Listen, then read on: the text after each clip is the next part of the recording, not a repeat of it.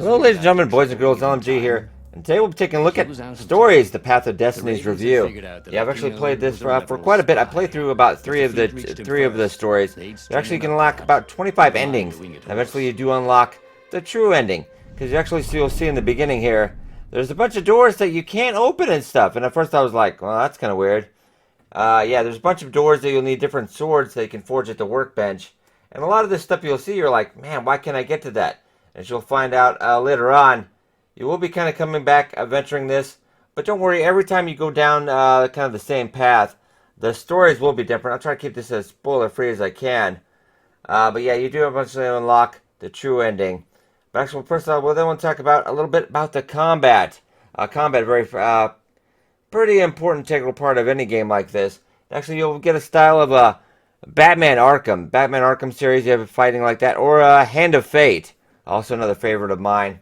Yeah, you can actually see here we're just actually using, you get a gauntlet, so you can actually put on gems. Later on, you actually probably after the first two stories, you do actually get some of those. And this is just the sword crafting. You can only do the hero sword at first. Yeah, all these swords get a little bit different when you upgrade them into levels. You get a little bit of cost you can use. Yeah, this the hero sword you can actually, level 2, you can actually heal yourself. Cards come in handy because you do actually take a lot of hits at the beginning to figure out the combo system. But once you do figure out the combat system, much like Arkham Knight and, Hand of Fate, once you figure out the counters, you're pretty much a walking death machine. Nothing can stop you. Yeah, let's talk about the graphics. It is very, very beautiful. It actually had this sitting in my inbox for about a week or so. Because usually I get about 12, I get about a dozen of these indie games a week at least. People want me to check out. Yeah, it's been sitting in the while, but I thought I'd give it a little try. A lot of these I just, I look for something, I'm like, not very good. But this one, I had a problem, actually, I couldn't put it down. I still can't put it down. It's actually very, very good. As you can hear the narrator here. He does an excellent job. Some of the best narration I've heard in a while. Definitely some of the best narration I've heard in the game in a while.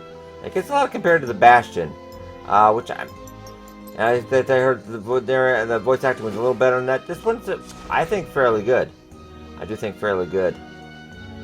Yeah, so you find these doors. They're like, man, why can't I get that open? Yeah, later on you do have I do get there's a fire sword for that. Other different swords you can unlock. It's very, very, reminiscent of kind of a little bit of the Hand of Fate combat system. Yeah, we'll hand it to Spearhead Games. They did quite well. And actually, look here, you had skill points. I bet you can lock those. I locked on most of them, probably like through the first 3 playthroughs. And each playthrough you do of one playthrough takes about an hour. There's 3 chapters in each one.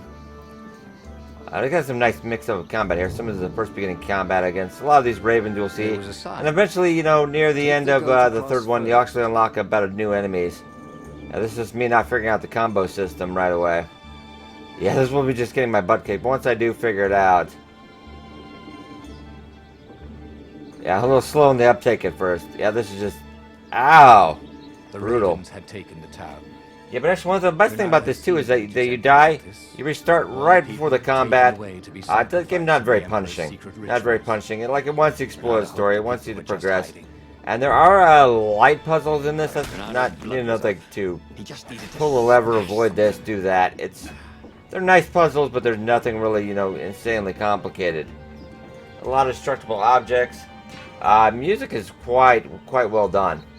I found very few, I was actually looking, because, I want to get this really high score. I was looking for the stuff that are wrong, and, Dead later on does use some of the same levels, but it doesn't change the same because the enemies change. Narration does change also with the different stories, and you'll actually be able to unlock previous stuff that you hadn't unlocked before. So I think that is quite well. And graphic option-wise, I know the complaints it's rather kind of limited, as I just went across through there real quick. It is quite, not 1440, not steel ultra gradients or anything. It's just got the usual that you expect from any game. But overall, I found everything works really well. I had no problems with frame rate, drippage, or anything else. Actually, here we'll skip ahead to another chapter. Yeah, doing a little bit of floating. Because, yeah, my combat gets a little better as we go on. Another level up. That's another doors. A lot of these doors at the beginning you won't be able to get up. Yeah, but everything of the puzzles. Yeah, eventually later on you will unlock everything. Yeah, just your first couple playthroughs, you're like, man, I can't open any of these doors. But eventually later on, yeah, it's one of those gobblers. It's actually, you know, kind of like a puzzle enemy. Yeah, it's got to hit from behind. Quite nice. Yeah, but you'll constantly hear the music, and you'll be wanting to get out those chests. I feel it's a very addictive game. Combat's quite fluid, as I was saying earlier. You know, Batman Arkham Knight series, once you get the counters down, I did kind of lose a bit of challenge there. There's a little bit of a puzzle, but not too tough to figure out. Though I do think I do something stupid on this part, if I remember rightly. Yeah, because yeah, you take damage in that light beam. Well, yeah, it's just because I actually kind of, you know, just kept hitting the combat button and I flashed to the next enemy. Yeah, my bad.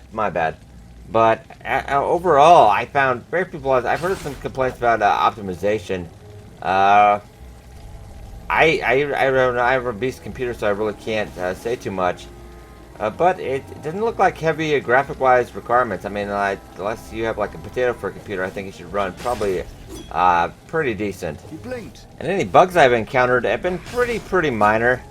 Occasionally I've got stuck in the enemy got stuck once, and then I had to dash and get him, and then I had to dash to get myself unstuck. But other than that, really I've not had too many bugs. Yeah, overall, I said, you know, I find it, yeah, God, I want to give this game a 10. It's really tough because I don't think I've ever really gave it a 10 before, but as I said earlier on Twitter last night, this is probably one of my, the best new games I've ran across this year. It's really quite well done. At first I didn't think there would be a ton of replayability because I got through the first 3 chapters in like an hour or so. Yeah, so each chapter takes about an hour. So you'll probably get about 25 hours or so out of this. It's about 15 bucks. You can find this, I'm playing on the PC version right now, but you also have this on the PS4. The one thing is probably it is designed with a controller in mind, so there might be some hate there. I didn't really mind it with the controller. It feels very fluid. Like this was designed for the PS4 and ported over very well, I must say. What's this plan of yours? Use me as... Actually cut past that because that was kind of a little bit spoilery. I want to keep this spoilery free as possible. Yeah, but Reynardo, the character, you're pretty much a pirate. You kind of returned a hero against the Empire and his Raven army. Everybody's an animal in this universe. Quite well done. I said about 25 hours, 15 bucks. I hate to, you know, I'm gonna give it a 9.5. 9.5 final verdict. Only because there's a little bit of bugginess, and just it looks like, you know, not really good keyboard support. Other than that, I found it. I want to give it a 10. I want to give it a 10. I mean, it's really designed for the controller in mind. So I think that you guys, if it didn't have if it had really native keyboard mouse feeling, I would give it a total 10. But it's really good. Yeah, so the final verdict, 9.5 out of 10. Definitely one of my, it's gonna be definitely in the top 10. I know it's only mid-April, so, but yeah, this is definitely in the running for one of the top 10 games. Definitely check it out. I'll put a link under the game below. Yeah, I hope you guys enjoyed. Be sure to like and subscribe. Always does help a lot, and I will see you guys in our next video.